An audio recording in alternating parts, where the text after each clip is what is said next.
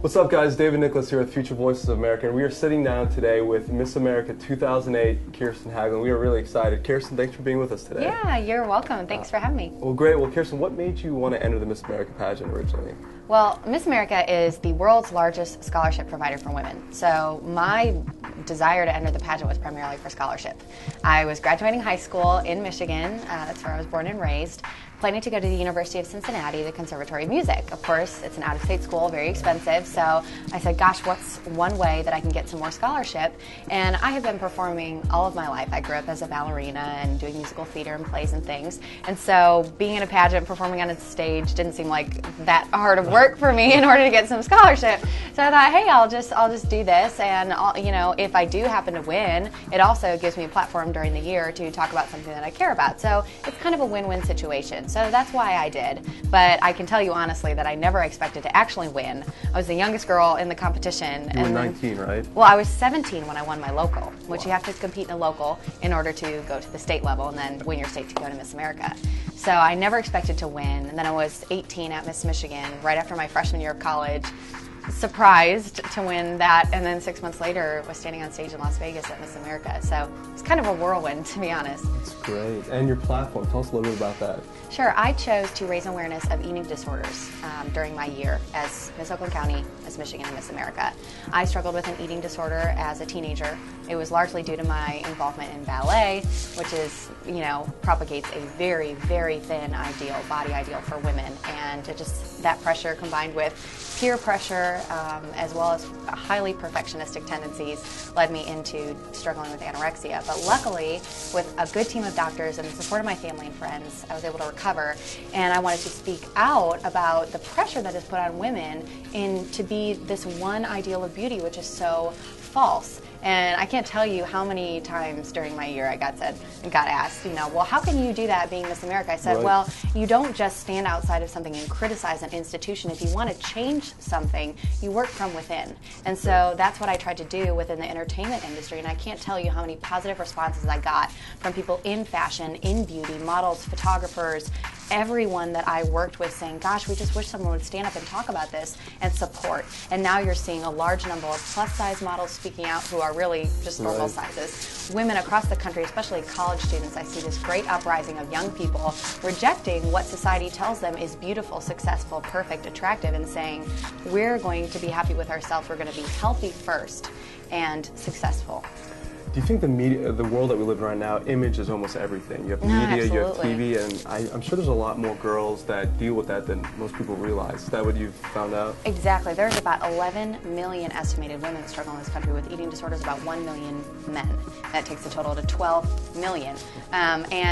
Interestingly, our government really allocates no funding for a lot of mental health resources, especially eating disorders. More money goes to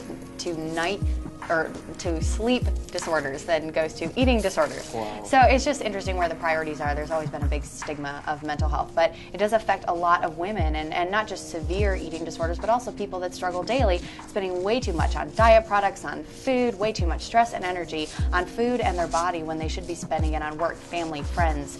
So it's just a misplacement of priorities, really. And your foundation is the Haglund Foundation, right? Yep, the Kirsten Haglund Foundation. And it focuses on girls and guys, too, with eating disorders, correct? Absolutely. We fundraise money in order to help young women and young men that come to us needing help, needing financial assistance, helping them to sponsor their treatment. Because treatment costs can be upwards of $2,000 a day for a residential treatment center. So it's just the cost is really exorbitant, and we have seen a large failure by the healthcare system, by our personal healthcare, and then again with the healthcare bill that was just passed. There's really a lack of attention to eating disorders and mental health issues. So we step in as a private entity, as a non-profit, to kind of fill in the gaps from where the government leaves things out. Shortcoming, yes. All right, well, you opened the door for politics, so let's go there. You're actually a regular guest on Sean Hannity's Great American Panel. Tell us a little bit about that, how you got started with that, and what the show's like. I actually got connected to Fox News and Sean through another former Miss America. Angela Perez-Baracchio. She was Miss America in 2001. She lives in California, and after my year as Miss America, I moved out to LA and lived there for a year, thinking that I wanted to pursue the entertainment industry as, like I had mentioned, that's what I've been doing all my life. Of course, I got there, I got a manager, I got an agent, got set up with a great support team, and just really found that that business was not for me. I spent my entire year during Miss America having my own voice and championing causes that I really deeply cared about. And in the entertainment industry, you really can't do that. You have 100 people telling you what you need to look like, what you need to wear, what jobs you can pursue and can't pursue, what's good for your career, what's not. And I really wanted to be Kirsten and not a character. So I decided to leave that field, but while I was in California, I got to be great friends with Angie, and she and I were going back and forth on politics one day, and she's heavily involved in the political arena. Her platform as Miss America was bullying and education, and she worked actually with George W. Bush on a board serving the president and advising him. So she had that political connection. We were going back and forth about it one day, and she said, you know what, I've been on Sean Hannity's program on Fox. You would be great. Let me call the producer, and we'll see if they want to invite you to the show. So a short time after that, I got an email from the producer at Fox, and I said, yeah, I would love to be on. That'd be awesome. And although I was absolutely terrified the first time I went on, I will tell you, in September of 2009, it ended up being a really great show. I guess that they liked me because I've been back once a month for the last a little over a year, and it's been so fun. I feel really grateful to have that opportunity.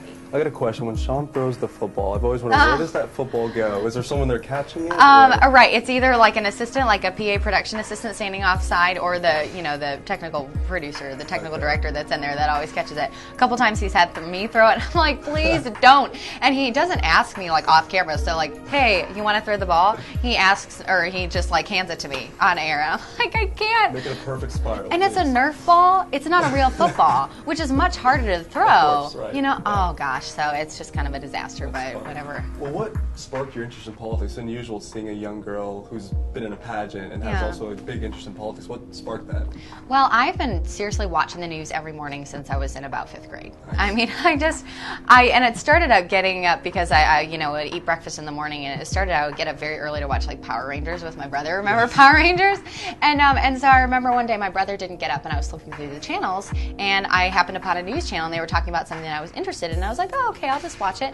And my parents have always both really watched the news. My dad especially is very intellectual and very interested in what's going on. And so then we just started having discussions, I just remember from a very young age, about very deep issues, things that were going on. Also, my family, they raised me in a Christian, in a home, in a believing household. And so deep conversations were a part of the modus operandi of like how our household worked. My dad especially always helped me to see things that were happening in the world through a biblical worldview. So that was just something that we always talked about. That was really what engaged my initial interest in politics. That's great. It seems like there seems to be a disconnect between young people getting actively involved and I guess the political process. What do you think is a big reason for that? Well, I think this is, and I know that it's been said, oh, this is not an apathetic generation, and look at the turnout for Barack Obama in 2008, X, Y, and Z. But really, my generation, and I do this sometimes too, I'm not saying like it's just me separated from everyone else, but it really is a generation that has a lot of apathy for what goes on because our parents have given us so much, they provided us so much, and it starts with material things. Every child that I had growing, or every kid that I hung out with, everyone got a phone by their sophomore year. Everyone got this, everyone got that. Their parents tried to give them so much, and our parents worked so hard. And so we just expect everything to be given to us. So for us to go out and perform an action, for us to really go out and want to work very hard to get the best we can, so many things have been given to us. So to go out and actively engage ourselves in politics, thinking that, what we do, voting, getting involved in the political process will make a difference, is a very different attitude than, well, it's just going to be given to me anyway. It's just going to happen anyway. What I do is not going to make a difference. It's just going to be given to me. It's just going to come to me. Right. Instead of going out, is an attitude that our entire generation has, and something that needs to be worked on. But maybe it'll change with our kids. Absolutely. And you would think that our age group would be more involved, given the under 30 age group is actually the highest unemployment rate out of all age groups. Do you think the current administration is doing all that it can to ensure that the economy gets back on track? Well, no administration can ever do all that it can, because we have a divided government, and Democrats are always going to be having the Republicans to fight right up against them and vice versa. So no, I don't think that they're doing all that they can to help this generation of young people. But also, I don't believe that liberal policies or the policies that are supported by the Obama administration are those that are best for job creation, are those that are best for cohesive families, and are not those best for the economy. And so because I don't believe in a liberal political ideology, I don't believe that his policies are going to help. And see, this is the thing. We discuss in politics who governs, which are, Republicans, Democrats, special interests, whomever it may be, and to what ends. And the ends to which liberal ideology wants to take this country are very different than conservative political ideology. Whereas I believe that it's important to highlight rights of the individual, that I think it's important to follow the Constitution in every way. And if you want to change it, the people decide, not by an executive order or a judicial mandate. I believe that it's very, very important to give rights back to the states, that we need less. Less is more. But the Democratic ideology is completely different. Obviously, we know that. So I don't believe they're doing all that they can. And you go to a really great university. What's it like being a young conservative surrounded by really a lot of liberal peers around you? It's really hard. It is not easy, and it's interesting because I have different friend groups, obviously, like everyone. I have a large amount of friends that are adults because of my work as Miss America and those continued relationships I have. I have like a group of friends that are believers that I go to church with, that I spend time in community and fellowship with, and they all are of conservative-leaning ideology. So with them, it's easy, it's great, we have very uplifting conversation. However, we're not always going to live in that world, and I enjoy time with people that don't believe the same things as I do, so that I can ask them pertinent questions, so I can get into their minds and see how they think, so that I can better craft arguments, so that I can think about questions to ask them in order to get them to think a little bit deeper about things that they believe, why do they believe that. But it's really definitely a challenge. That's great. Well, obviously you give great answers. What's next for you? You think you'd ever run for politics at some point? And if you were elected, what would be one of the things that you would do day one? World peace, of course. I mean, I know it's just so funny I said that earlier. We all want but world of peace. course, Yeah. but the truth is that that's never going to happen. And I'll just go off, but that's a huge problem with liberal ideology, with socialistic kind of thinking, with utopian society kind of achievement, is that it's a completely different worldview. Conservatives come from the worldview that we do live in a fallen world, that we live in a world that is not going to be perfect. So instead of one person or one government or one system trying to control everything to create a perfect society, give individual rights, give man the right to decide his own destiny. Whereas those who kind of operate under this thinking that we can create a utopian society where everyone gets everything, where everything is perfect, it's just never going to happen. So world peace, unfortunately, ain't going to happen. But of course that doesn't mean that we don't strive toward good ends. So the political prospects, I honestly would have to wait until I graduated. It would be something that I would have to pray about and see if that's the way that God wants to use me. I don't know those things yet. And I think one of the biggest failures of young people say, I'm going to do this, this, this, this, and this, and set goals that are unrealistic, unachievable, and are not in the present. So I'm just going to be present about it. I do love the political process. I love my nonprofit work with my foundation and with other organizations because it's people helping people, not the government helping people. So I'm going to continue in that, and one thing that I would change as a politician, as someone serving the people, is I would tell the truth. And I think what we don't see from so many politicians is truth and authenticity in their job, because they're too afraid that people aren't going to re-elect them. People usually don't want to hear the truth, but we need people that will tell the truth about what's going on, about why our country is the way it is. See, a lot of the reason for the financial meltdown, for the way that the economy is right now, is because of American excesses, people in way, way, way too much debt, living beyond their means. Our government is doing the same thing, and we all share a responsibility to pull ourselves up out of this. And politicians just want to flood the market with positive messages and building people up in a way to save people, whereas we all need to work together as a team to pull our country up and out. And it's going to be uncomfortable, but I would try to tell the truth, seek to tell the truth, number one.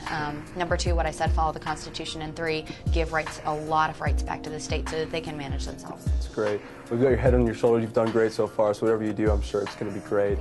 Your foundation, tell us how others can get involved, donate, and check it out. Sure. Well, you can visit us on the web at www.kirstenhaglund.org, and that's where you will find information about what we do, a way to donate. We also have a gene line that a woman and I kind of worked out. She's Paige Adams Geller, and she's the founder of Paige Premium Denim, and it's like a 7 for All Mankind or Citizens of Humanity. It's a nice jean. It's on sale at Nordstrom's, Bloomingdale's, Neiman Marcus, and her boutiques as well. So you can find a link to that jean where if you buy the Title Pocket jean, it supports the foundation. And there's just also, I have a Facebook site. The Kirsten Haglund Foundation has a Facebook, as well as my personal Facebook, and that talks about all of the events that I'm doing in the Atlanta area as well as around the country, speaking engagements, ways for people to get involved, good, interesting articles posted, and just a way to stay connected. So it's probably the best reason. That's great. Kirsten, thanks so much for being with us today. Well, guys, thanks for tuning in today with us with Future Voices of America. Be sure to check out our website, futurevoicesofamerica.org. Stay informed, stay tuned, and we'll see you soon.